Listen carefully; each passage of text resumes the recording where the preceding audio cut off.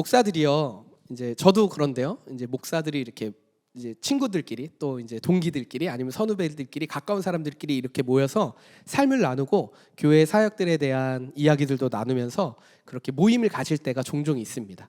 이제 저도 한 달에 몇 번씩은 그렇게 여러 공동체를 통해서 목사님들과 교제를 나누고 있는데요.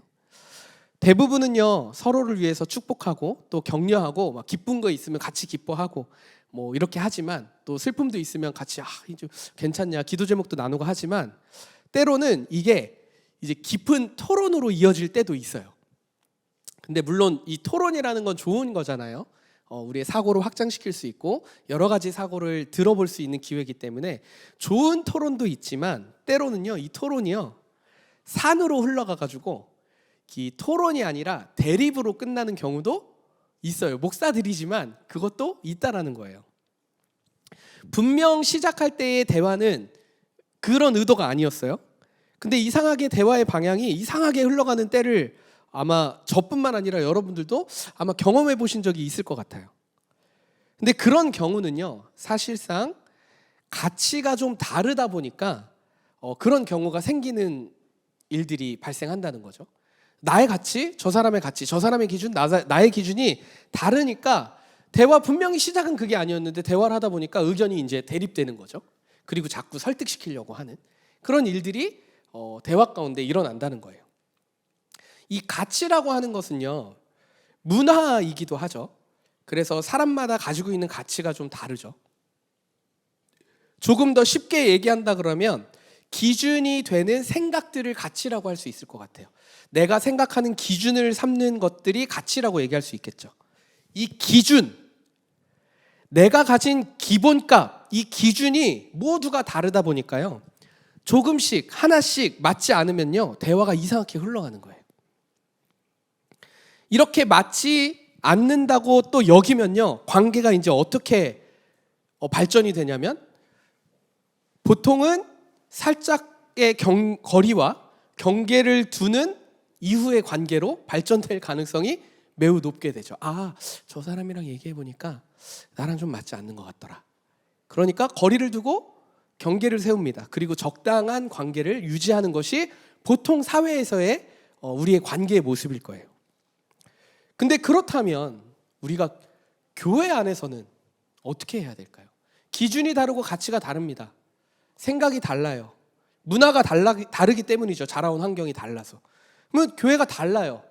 교회 안에 있지만 가치가 달라서 기준이 달라서 뭔가 대화를 해도 잘 맞지 않을 때가 있다라는 거예요. 그럼 그럴 때는 어떻게 해야 하냐는 거죠. 서로에게 피해를 주지 않는 적당한 거리, 그리고 내가 상처받지 않을 정도의 적당한 거리와 경계를 통해서 관계를 유지하는 것이 지혜로운 것일까요? 교회에서? 그런데 우리가 생각하는 교회는요 정확히 교회가 뭐다라고 얘기할 수는 없겠지만 우리가 생각하는 교회는 일단 세상의 조직과는 다른 공동체잖아요. 그렇다면 무언가 다르게 해야 될 텐데 무언가 조금은 달라야 할 텐데 그게 뭘까? 이게 중요하다라는 거죠. 결국 기준이 다르다는 것은요 각자가 서 있는 환경이 다르다는 이야기이기도 합니다. 물론 사는 것도 다르고 자라온 환경도 다르기 때문에 같은 곳에 서 있다라고 얘기할 수는 없어요. 근데 여기서 말하고 있는 서 있다라는 것은요 나의 마음이 나의 생각이 어디를 향하고 있는가, 어디쯤에 서 있는가, 이것을 얘기하는 거예요. 오늘 함께 읽은 본문은요 오늘 함께 읽은 에베소는 바울이 쓴 편지인데요 이러한 상황과 환경에 대해서 교회 안에 이러한 상황과 환경에 대해서 아주 잘 말해주고 있어요. 바울은요 하나님의 사랑에 대해서 얘기하고 있거든요. 하나님의 사랑이 우리에게 표현되어졌는데 어떻게 표현되어졌냐? 예수 그리스도를 통해서 우리에게 나타난 바 되었다. 이것을 지금 바울은 얘기하고 있어요. 근데 결론적으로 우리가 좀 요약해서 보면 바울이 오늘 본문에서 말하는 것은요 그리스도의 사랑이 표현됐는데 이 사랑 안에 하나됨을 얘기하고 있어요. 교회 안에 하나됨을 얘기하고 있는 거예요. 오늘 함께 읽진 않았지만 에베소서 2장 14절 말씀에는요 이렇게 얘기해요. 예수님께서 유대 사람, 이방 사람 이 두 사이에 가로막고 있는 이 벽이 허물어졌다. 그리고 예수님을 통해서 하나 되었다라고 얘기하고 있어요. 근데 여러분, 지금 머리로는 다 이해가 돼가고 있지만 놀라운 사실은요, 구약 시대부터 전해왔던 구분선, 뭐 유대인이냐 이방인이냐 이런 가로막고 있던 벽과 경계는요, 사실상 구약 시대에는요 그런 벽이 없었어요.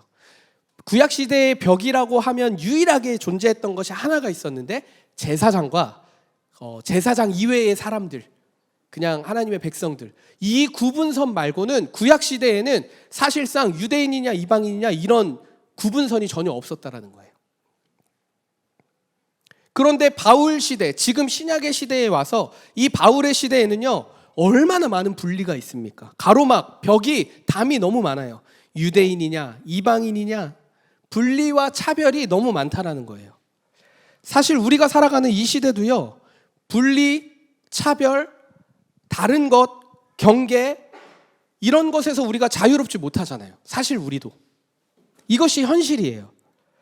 그런데 성경뿐 아니라 사회 역사적으로 봐도요, 분리와 차별이 정말 끊이지 않았어요.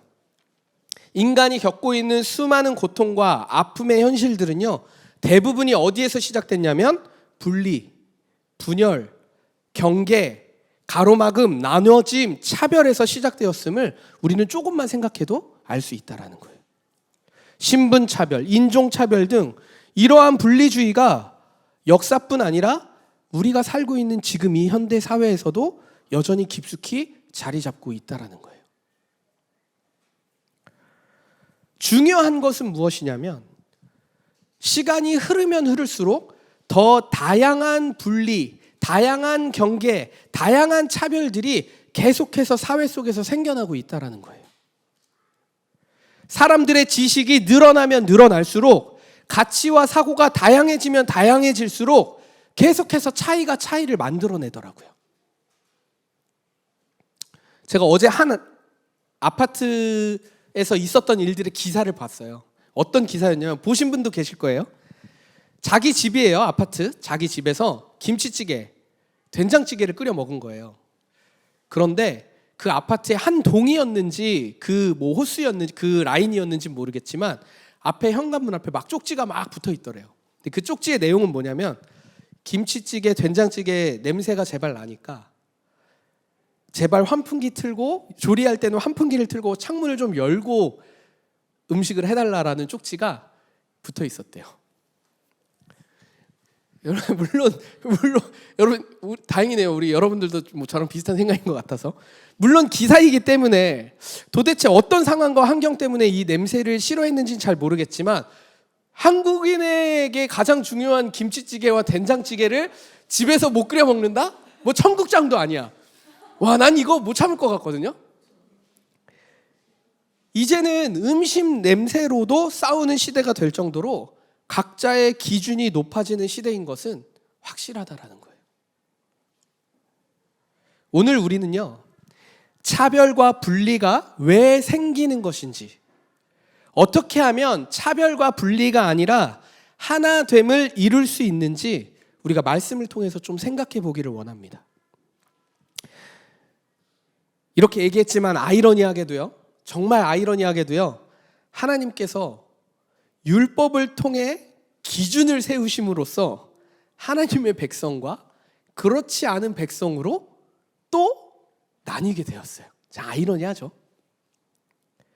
하나님께서는요, 하나님의 백성들이 살아감에 있어서, 하나님의 백성들이 살아감에 있어서 삶의 태도와 방식들에 대해서 말씀해 주셨어요. 그것이 율법이죠. 이것은 율법으로서 이스라엘 백성들에게 주어졌어요. 우리가 지금 계속 통독을 통해서 읽어서 보는 것을 보면 알겠지만, 이러한 상황을 근데 믿지 않는 사람들이 본다고 생각해 봅시다. 그럼 하나님에 대해서 오해하지 않겠어요? 아니, 사랑의 하나님이 왜 율법을 만들어서 하나님의 백성과 그렇지 않은 사람들을 나눈 거야? 만약에 이런 관점으로 이렇게 편협하게 만약에 생각한다면 그렇게 생각할 수도 있잖아요. 아니, 사랑이라더니 어떻게 기준을 세워서 하나님의 사람과 아닌 사람을 이렇게 나뉘게 하나? 이렇게 생각할 수도 있잖아요. 누군가 이렇게 물어볼 수도 있잖아요. 하나님은 그럼 차별의 하나님이시냐? 이렇게 물어볼 수 있잖아요. 그러나 오늘 우리는 믿음을 가진 우리이기 때문에 우리는 정확하게 알고 있어요. 이걸 짚고 넘어가야 돼요. 죄의 상태는 하나님과 멀어진 상태, 하나님 앞에 등 돌린 상태가 죄의 상태잖아요. 하마르타르, 화살이 관역을 향해 있어야 되는 관역을 벗어난 상태를 죄, 원죄라고 얘기합니다. 그리고 우리는 그 죄의 상태를 정확하게 알고 있어요. 그렇기 때문에 하나님의 율법의 말씀을 통해서 우리는 우리가 어떤 상태인지 깨달을 수 있는 마음과 생각과 그런 삶의 방식들이 우리에게 주어진 거죠. 아, 그렇구나. 난 연약하구나. 하나님이 필요하구나. 하나님 안에 거해야 하는구나. 이게 율법의 역할입니다. 그리고 하나님은 언제나 선하시고 옳다라는 이 믿음으로 우리는 살아가기 때문에 하나님의 말씀이 그 어떤 것보다 가장 우선해야 된다라는 전제가 믿는 사람들에게는 있어요. 그래서 율법을 통해서 하나님이 뭐 가르셨다 이렇게 우리는 받아들이지 않죠. 하나님께서 율법은요, 하나님의 사랑을 누리는 백성들에게 하나님의 백성으로서 살아갈 수 있도록 주신 것이 율법이에요. 율법을 과하게 적용해서 하나님의 그 사랑보다 더해서 뭔가를 계속 더해서 이 율법을 통해 하나님의 사랑을 바라볼 수 없게 한 것은 누구의 잘못이에요? 하나님의 잘못이에요? 아니요. 사람이 더한 거죠. 사람이 더하고 율법에 더해서 만들어낸 규칙과 율법 때문에 우리가 사랑보다 율법을 더 신뢰하고 찾아가게 된 거죠. 이건 사람의 죄입니다. 우리가 통독을 통해서 보고 있지만 창세기를 지나 출애굽기를 읽고 있습니다. 근데 우리가 말씀을 통해서 알고 있듯이 요셉 이후에요, 이스라엘 백성은요, 아브라함의 하나님, 이삭의 하나님, 야곱의 하나님을 잊어버렸어요. 심지어 요셉을 총리로 세웠던 바로 왕마저도 이제 하나님을 모르는 왕이 세워졌다라고 성경은 얘기하고 있어요. 그리고 이스라엘은 지금 어때요? 아브라함, 이삭, 야곱의 하나님, 그 하나님이 위대하신 하나님이 그 이스라엘 조상, 아버지 되시는, 할아버지 되시는 그 믿음의 조상들과 약속하셨던 그 언약, 약속을 다 잊어버렸어요. 이스라엘은 기억도 못하고 있는 거야. 그리고 어떻게 살아? 애굽의 종놀이 하고 있는 거예요. 몇 년을? 400년을. 하나님이 약속하셨는데 우리의 숫자는 늘어가. 그러니까 하나님을 모르는 바로가 얼마나 불안해요. 야, 이스라엘 백성들이 늘어간다. 야, 쟤네가 나중에 우리를 공격하면 어떡해? 쟤네 숫자가. 근데 그 약속은 지금 어떻게 이루어지고 있는 거예요? 하나님이 약속하신 거예요. 너의 민족들이 바다의 모래알보다 많을 거라고. 하늘의 별보다 많을 거라고. 그러니까 당연한 약속으로 지금 하나님의 그 경륜대로 흘러가고 있는데 누가 몰라요? 이스라엘 후손들이 몰라요, 그걸. 그리고 뭐 하고 있어요? 자발적 종살이를 하고 있는 거예요. 400년 동안. 그래서 하나님이 택하신 게 뭐예요? 하나님을 모르는 바로 왕에게 10가지 재앙을 주시잖아요. 400년의 노예를 살던 이스라엘이 사흘길이면 갈 광야를 40년 동안 돌아가게 하세요. 훈련받게 하시는 거예요. 이스라엘 백성들의 사회를 이루어가며 이스라엘 백성들이 노예로만 살아서 사회 조직이라는 경험을 해본 적이 없어. 사회 공동체라는 걸 해본 적이 없으니까 세밀하게 이 공동체가 어떻게 유지하면 좋을지를 법까지 알려주세요. 죄를 지으면 어떻게 해야 되는 건지, 돈을 빚졌으면 어떻게 해야 되는지, 사회법까지도 출애굽기에 정말 세세하게 말씀해 주세요. 또 시내산에서는 십계명 돌판에 새겨서 주시죠. 하나님의 백성으로 살아가는 방식을 아주 세밀하게 하나하나 알려주신다고요, 하나님이. 왜요? 왜 이렇게까지 재앙까지 통해서 왜 이렇게까지 하나님이 하셨을까요? 하나님을 온전히 의지하는 법을 알게 하기 위해서. 하나님이 약속하신 것을, 내가 너희랑 약속했다는 것을 깨닫게 하기 위해서. 더 정확하게는 머리로만 알고 몸으로 익히지 못했던 그 이스라엘 백성들에게, 야, 나 이렇게 봐.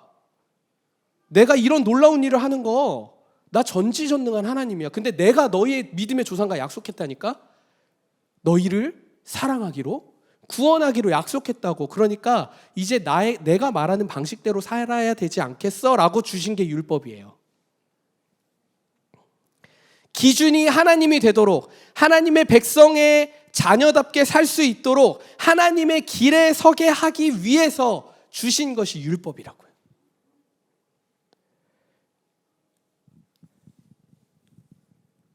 아브라함과 이삭과 야곱에게 행하신 하나님의 사랑, 그 사랑을 잊은 백성에게 어떻게 하나님께서 살아계심과 위대하심을 나타내실 수 있었겠어요? 자발적으로 종놀이하고 있는 400년 동안 아이고 좋습니다, 힘들어요 이렇게 하고 있는 애들한테 하나님이 어떻게 하면 그 위대하심을 나타낼 수 있겠어요? 10가지 재앙 말고는 놀라운 기적들을 보여주지 않고서는 이스라엘 백성이 믿을 수가 없어요. 근데 여러분 말씀 우리 통독 계속 같이 읽으시면 알겠지만 그렇게 출애굽을 나와서도 어떻게 해요? 불평과 불만이 내가 차라리 모세 당신과 안 따라 나왔으면 먹을 거라도 잘 먹고 있었겠지 이러고 있어요. 이스라엘뿐 아니라 하나님을 몰랐던 바로 애굽 사람들에게도 하나님은 본인이 하나님이심을 알게 할 필요가 있었다라는 거예요.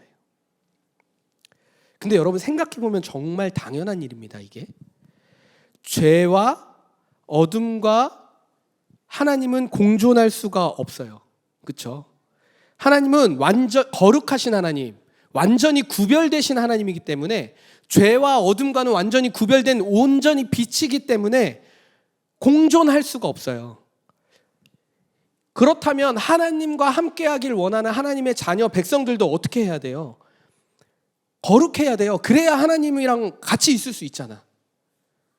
그러니까 죄와 어둠을 가지고 하나님과 우리가 같이 산다고 얘기할 수 있어요?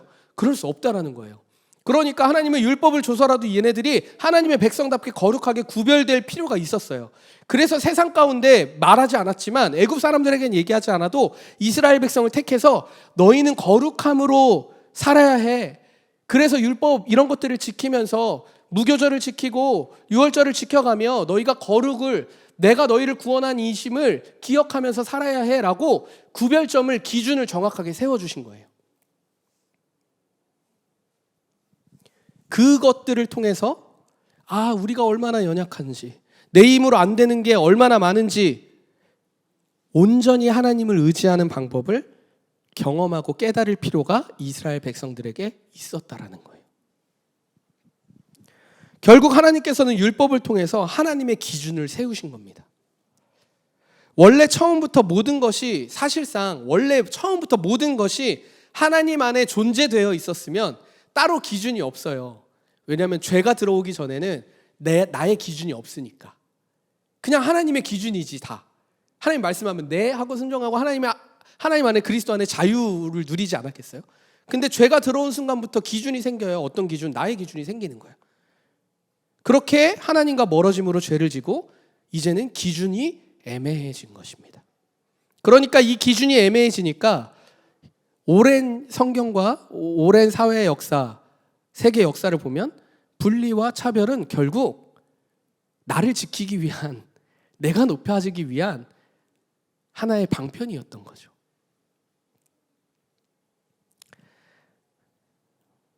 결국 차별과 분리가 생긴 이유가 무엇입니까? 차별과 분리를 만든 것은 사람의 죄성입니다. 하나님 안에 거하기를 거부한 죄인들, 하나님의 기준이 아니라 나의 기준으로 살고자 결정한 사람들, 그래서 나의 기준을 설득시키고 나의 기준을 통해서 내가 이 땅에서 잘 살아남고 남들보다 조금 더 나은 삶을 살기 위해 하나님처럼 교만한 삶을 내가 택해서 내가 결정하고 내가 취하기 위해 만들어낸 것이 담이고 분리고 차별이라는 것입니다. 다시 돌아와서 그러면 바울 시대, 지금 에베소 교인들이 겪고 있는 그 시대 마찬가지죠. 이렇게 이스라엘의 역사, 그들의 믿음의 조상들이 말씀을 통해서 계속 전달해 왔음에도 불구하고 하나님의 사랑을 그렇게 깊이 있게 알려주셨음에도 불구하고 끊임없이 무엇을 만들어내고 있어요? 분열과 분리를 만들어내고 있어요. 유대인, 이방인, 바리새인, 사마리아인, 얼마나 많은 조건과 환경으로 분리하는지 모르겠어요. 분명 하나님은 사랑이시고 하나님의 형상대로 지음받은 그의 백성들은 다 존귀하다고 말하는데 서로가 서로를 억압하고 짓누르고 올라가려는 모습을 우리는 바울 시대의 여러 분열들을 보면서 우리는 끊임없이 보게 된다는 거죠. 근데 이러한 모습은요, 오늘을 살아가는 우리들의 모습이기도 합니다. 때로는 그리스도인으로 살다가요, 때로는 이방인의 모습으로 살기도 해요.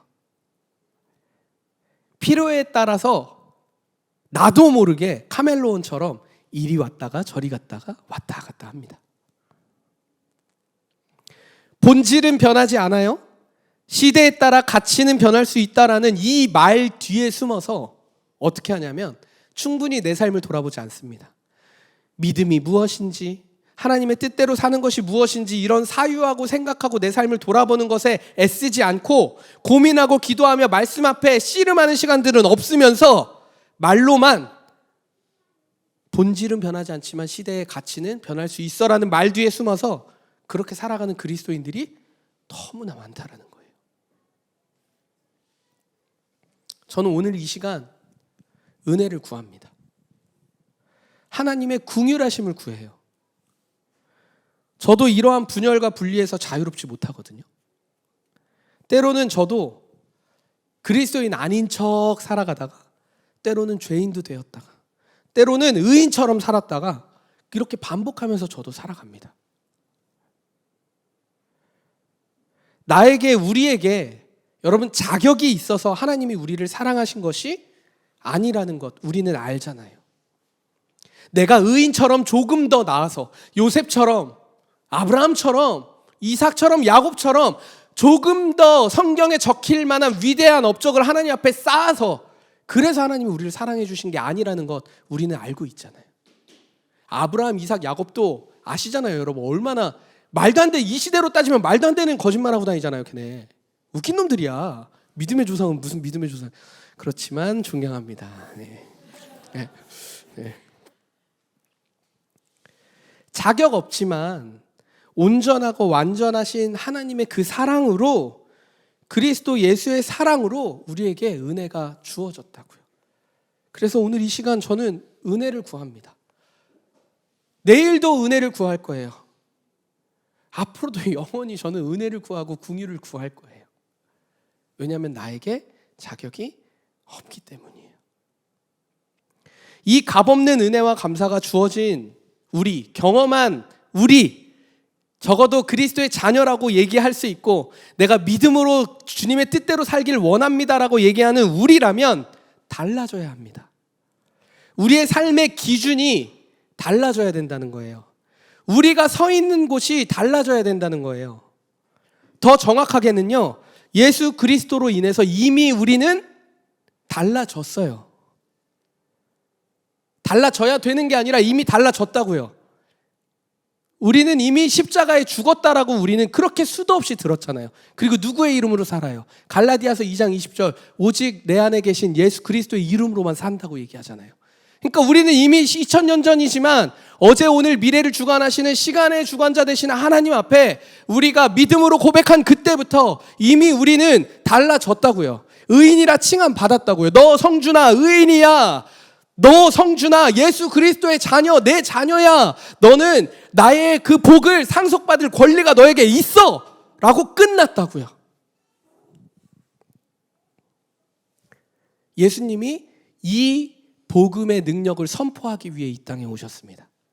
예수님은 이 땅에 오시면요 이렇게 표현해요. 신학적으로는 우주적 화목이라고 얘기하거든요. 우주적 화목, 우주적 화평.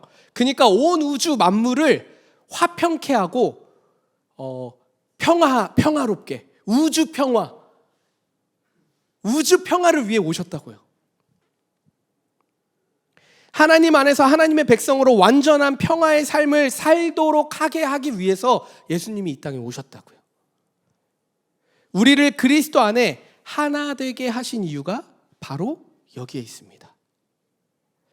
제가 숭실대를 다닐 때 예전에 말씀드린 적이 있는 것 같은데 저희 동기 중에 이제 건반 치는 자매가 있는데 지금 어노인팅에 이제 어노인팅이라는 사역팀에 건반을 치는 자매인데 이제 동기예요. 네. 근데 이 친구가 기도 제목이 뭐였는지 아세요, 여러분? 세계 평화였어. 그때는 그게 되게 충격이었고 놀리고 이런 게 아니라 속으로 진짜 그렇게 생각했어요. 진짜 그게 기도 제목인가? 왜냐하면 나는 세계 평화를 놓고 기도해 본 적이 어렸을 때나 뭐 로봇 들고 다닐 때나 우와 내가 세계의 평화에 뭐 그것도 내가 왕이 돼서 평화를 이루고자 하는 거지 뭐 진짜 그리스도의 사랑 안에 뭐 그런 게 있었겠어요? 그때 얘기했던 세계 평화 외에는 나는 내 인생의 세계 평화를 얘기해 본 적이 없어요. 우주적 화목, 화평을. 근데 그 자매는 진지하게 큐티하고 나눔하는데 저는 진짜 세계가 평화로웠으면 좋겠고 우주적인 평화가 이루어졌으면, 이게 진짜 기도 제목이었어. 나는 그게 정말 때때로 계속 생각나요. 아, 진짜 그렇게 기도하는 사람이 있구나. 그래서 저는 예수 그리스도가 우주적 화평을 위해 오셨다라는 게 너무 와닿아요. 맞다. 이 우주적 화평, 평화를 위해서 예수님이 오실 이걸만한 이 정도만한 이유와 목적이 없다면 예수님이 이 땅에 오실 이유가 없어. 수직적 화평, 하나님과 화평하고 수평적 화평, 우리가 서로 화평하는 거, 우주적 화평을 이루고자 하는 목적이 없다면 예수님이 이 땅에 굳이 하나님과 동등됨을 취하지 않으시고 굳이 인간의 몸을 입고 오실 이유가 하나도 없는 거죠.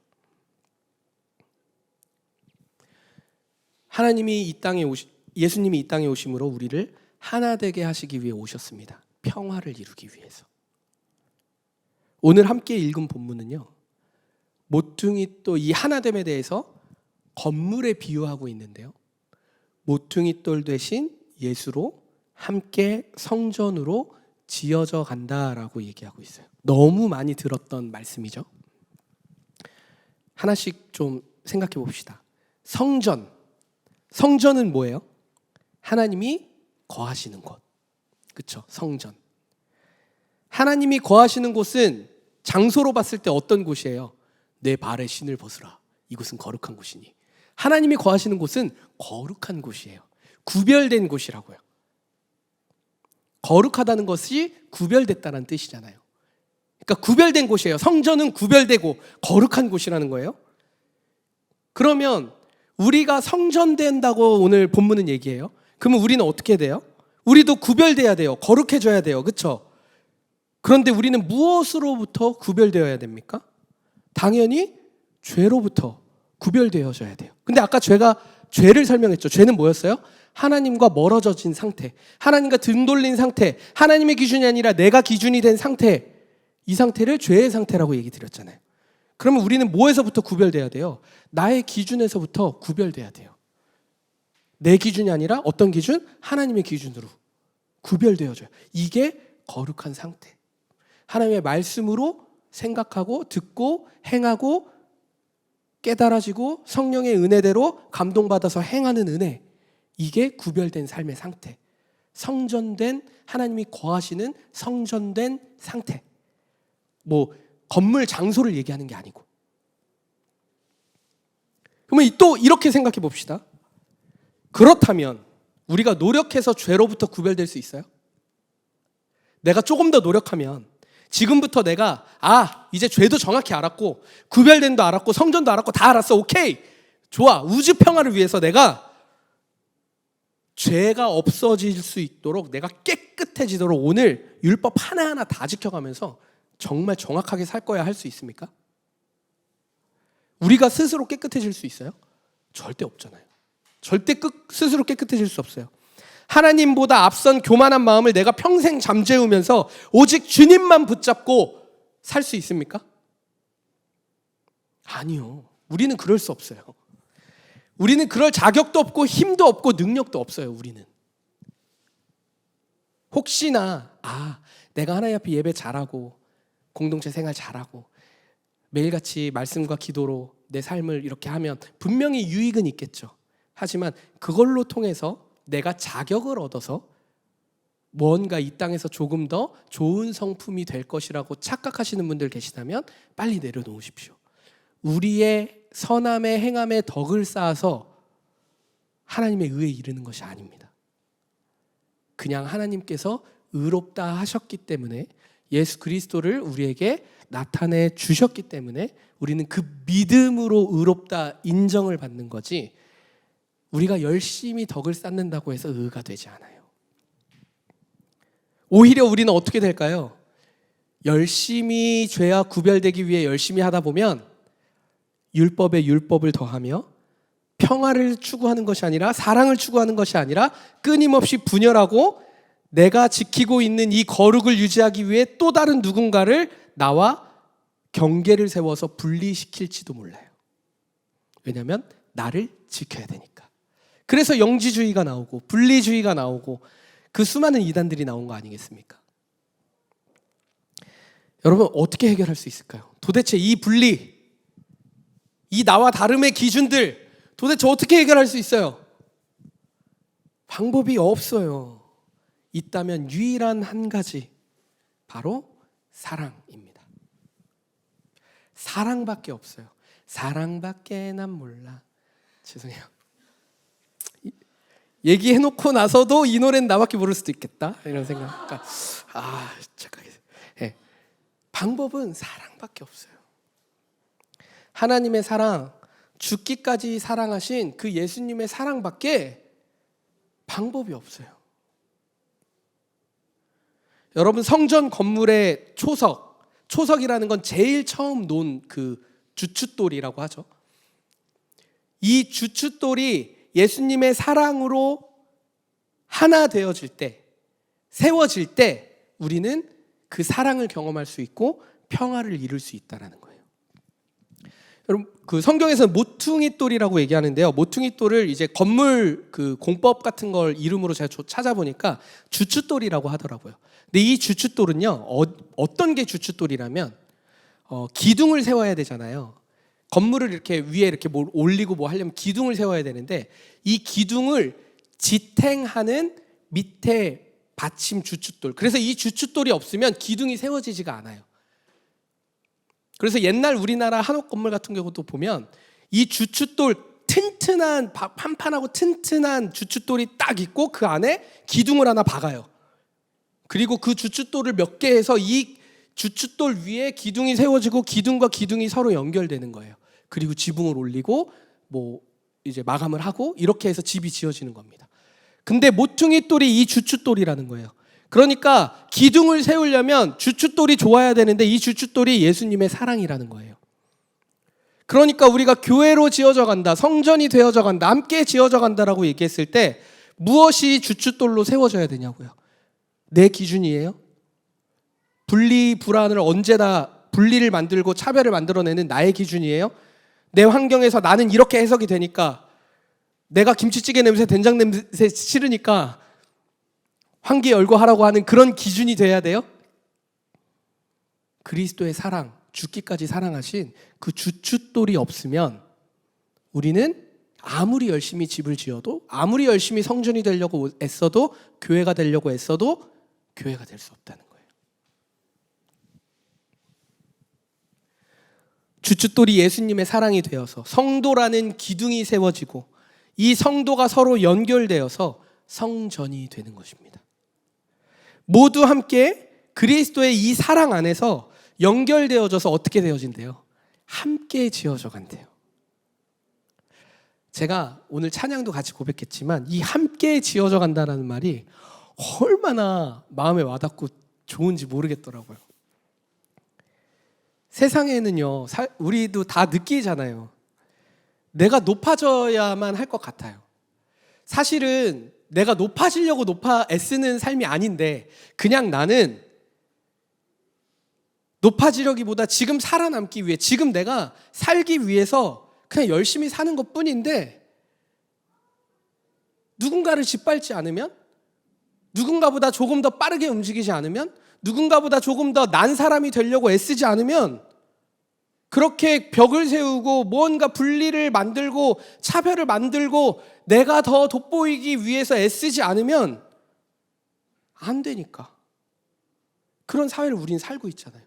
아무리 자유롭게 나는 거기에 뛰어들지 않겠어라고 해도 그냥 그 기준의 어떤 차이만 있을 뿐이지 누구나 그 베이스 안에서는 그렇게 애쓰며 살 수밖에 없는 거죠. 그런데 오늘 성경은 뭐라고 얘기해요? 모퉁이돌 되시는 예수 안에 서로가 연결되어져서 이어져서 함께 지어져 간대요. 저는 이게 너무 좋아요. 나만 열심히 나단 해가지고 최종 뭐 무슨 멋진 로봇가 되는 게 아니고 왕이 되는 게 아니고 함께 지어져 간대. 내가 성장하면 미진이도 성장하고, 미진이가 성장하면 나래도 성장하고, 나래가 성장하면 유진 자매도 성장하고, 유진 자매가 성장하면 규성이도 성장하고, 규성이가 성장하면 초이가 성장하고, 모두가 그렇게 함께 지어져 간대요. 전 이게 너무 아름다운 말인 것 같아요. 너무 평안한 말인 것 같아요, 저한테는. 그래서 오늘 이 말씀이 너무 따뜻하게 와닿습니다. 이 그리스도의 사랑 안에 이어져서 함께 지어져 간다는 말이 하나님의 그 사랑을 가장 잘 표현하는 말이 아닐까라는 생각이 들었어요.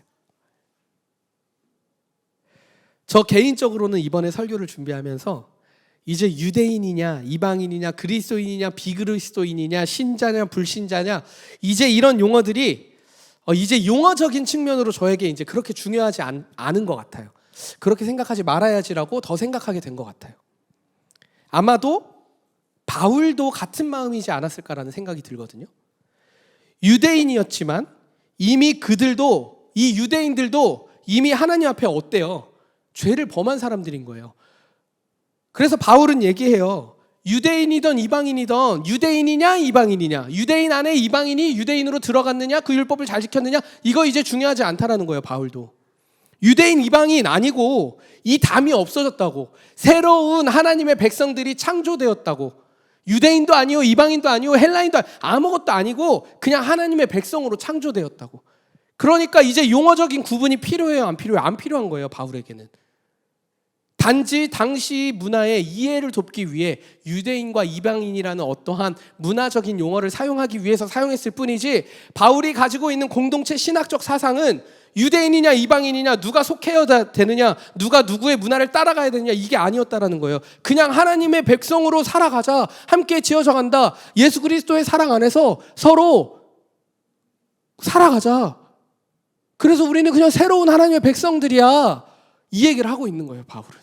그러니까 저도 이제는 그리스도냐, 그러니까 뭐 비그리스도인이냐 그리스도인이냐 신자냐, 이게 물론 우리 안에서는 어떠한 조직적인 뭐 교단적인 어떠한 이 정통성, 복음의 정도를 지키기 위한 나름의 규칙은 필요할 수 있겠으나, 정리는 필요할 수 있겠으나, 그것이 우리의 신앙의 어떠한 삶의 태도가 되어서 구분 짓는 것은 이제 별로 중요하지 않다라는 거예요.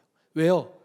나는 구원받았으면 지금 여기 밖에 있는 사람들은 구원받지 말아야 될 사람들이에요? 아니라는 거예요. 하나님은 똑같이 우주적 화평을 위해서 오셨기 때문에 내가 구원받았으면 저들도 구원받아야 되는 거예요.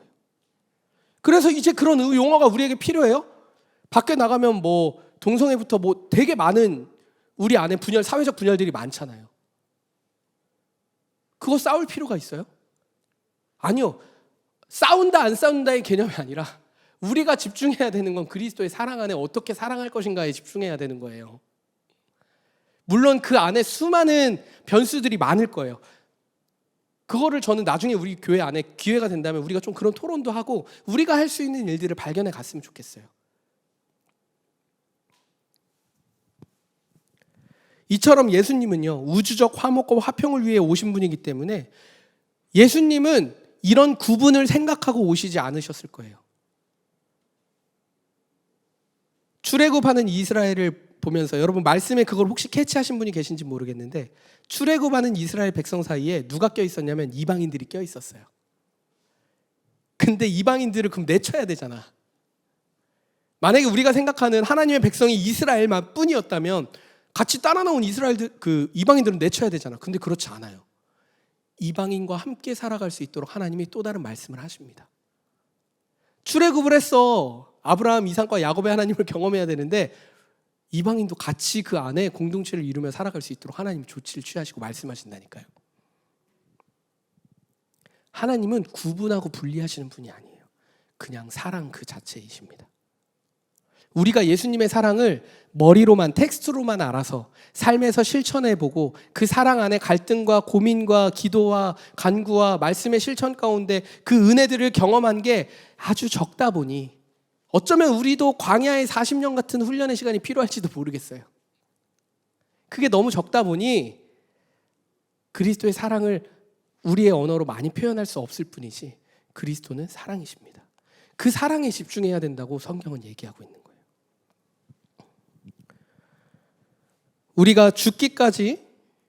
우리는 죽기까지 사랑하신 그 사랑을, 예수 그리스도의 사랑을 닮아가야 하는 줄 믿습니다. 수많은 가치가 우리에게 주어졌어요. 혼란스러운 가운데 우리가 무엇을 기억해야 될까요? 예수님의 사랑을 기억해야 됩니다. 그래서 나 개인에게 예수 그리스도의 사랑이 어떠한지를 매일매일 떠올리고 질문해 봐야 돼요. 나에게 예수님은 어떠한 분이지? 예수님이 이 땅에 오셨다면, 지금 내가 처해진 이 환경이라면 예수님은 어떻게 하셨을까? 이것을 매일 질문해 봐야 돼요. 관계가 뒤틀렸다면 관계에서 예수님은 어떻게 하셨을까? 삶이 뭔가 일이 막혀 있다면 예수님은 어떻게 하셨을까? 예수님은 나에게 어떻게 하셨지? 내가 경험한 인생 가운데 하나님의 인도하심은, 예수님의 인도하심은 어떠하셨지? 이것을 묻는 게 제일 중요해요. 성경을 읽을 때도 마찬가지입니다. 성경에 나타난 하나님은 어떠한 분이지?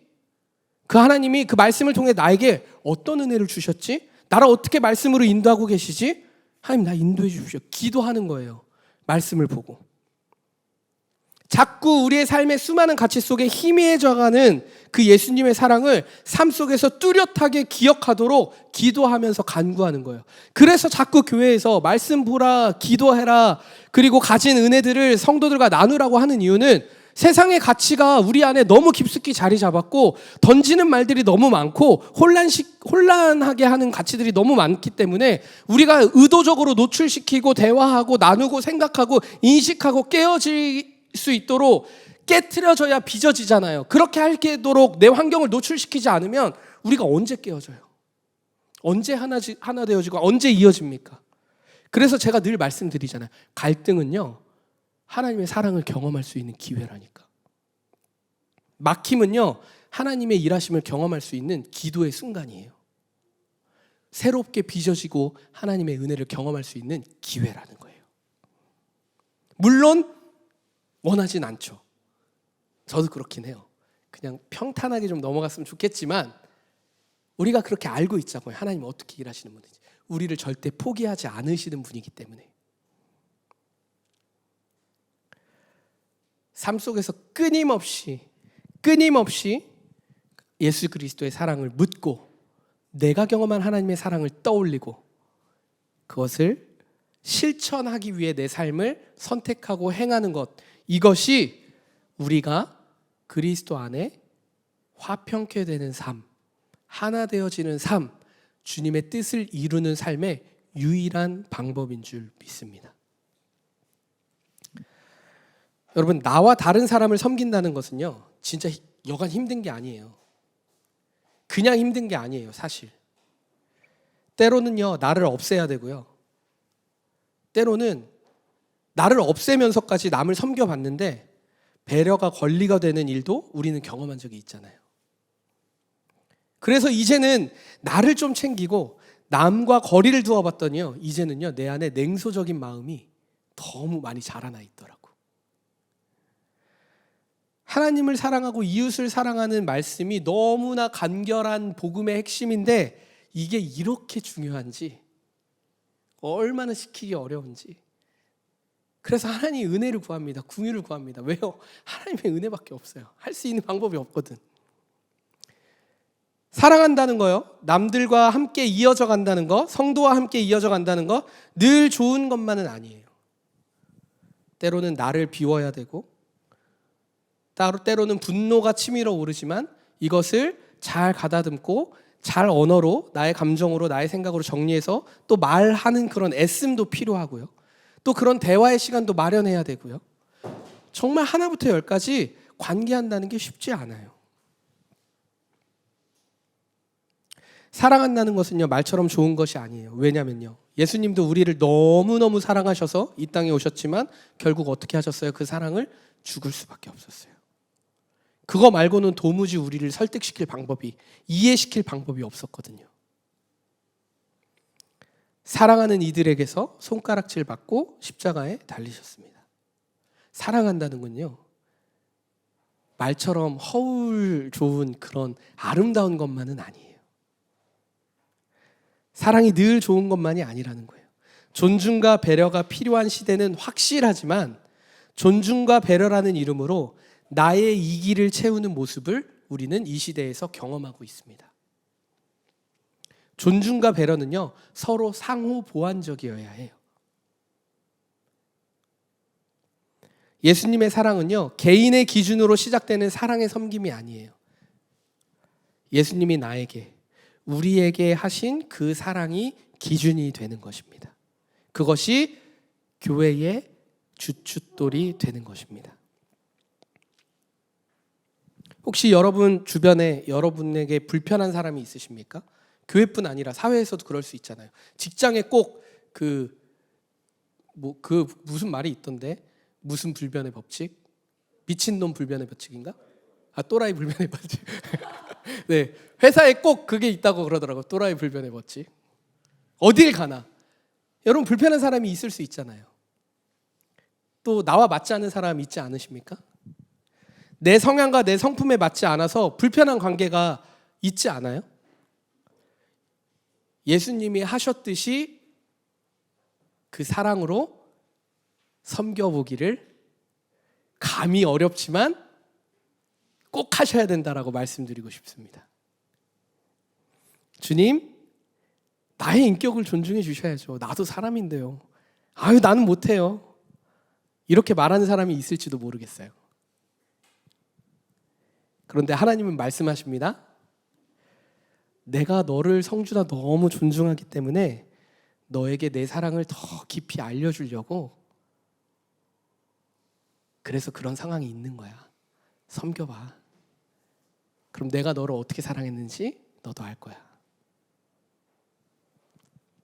사랑하는 성도 여러분, 예수님의 사랑 안에서 함께 지어져 가기를 소망합니다. 서로가 서로에게 예수님의 사랑을 닮아서 예수님께 하듯 한다면 분명 우리는 서로 아름답게 갈등 가운데 그 갈등이 해결되는 아름다움을 보며 세상에서 배우지 못한 그리스도 안의 사랑을 경험하며 아름답게 성전되어져 갈 것을 믿습니다. 함께 지어져 성령이 거하시는 성전됨을 꿈꾸지만 그 과정은 내가 생각했던 아름다움, 자연스럽진 않을 수도 있어요. 때로는 본성을 거스르고 참기도 해야 하고 오해가 쌓여서 막 분노할 수도 있어요. 예수님의 사랑 있지 않아? 있지 않아? 왜 나한테 왜 그래? 이렇게 할 수도 있잖아요. 그런 분노가 막 서로 막 삿대질 해가면서 막 그럴 수 있잖아. 물론 그렇게까지 안 가지만, 우리 성도들 성숙해서 그렇게까지 하는 게 없지만, 그러나 그 과정을 통해서 하나님의 사랑을 배워가는 것을 우리가 잊지 않았으면 좋겠어요. 이 과정을요, 여러분 피할 수 없어요. 완벽한 시스템 안에서 하나님의 사랑이 나오는 게 아니에요. 이 과정이 경험되어지고 쌓이고 은혜를 경험하면서 더 굳건해지고 튼튼해지고 잘 이어져 갈 때, 이 훈련의 과정을 통해서 우리는 내가 그렇게 연약했구나, 우리가 이렇게 연약하구나, 이것을 깨닫고 하나님을 전적으로 의지하는 법을 배워가는 거예요. 그렇게 아름다운 교회가 돼가는 것임을 믿습니다. 사랑하는 올디너리 성도 여러분, 지금 우리는 어디에 서 있습니까? 하나님이 거하시는 아름다운 곳, 거룩하신 아름다운 성전에 서 있습니까? 아니면 내가 원하고 내가 바라는 곳에 서서 하나님을 찾고 있습니까? 바라는 것은 우리 자신이 하나님이 거하시는 성전이 되기를 소망합니다. 예수님 사랑 안에서 우리가 성전이 되어 함께 지어져 갈 때 그곳이 바로 하나님의 나라임을 믿습니다.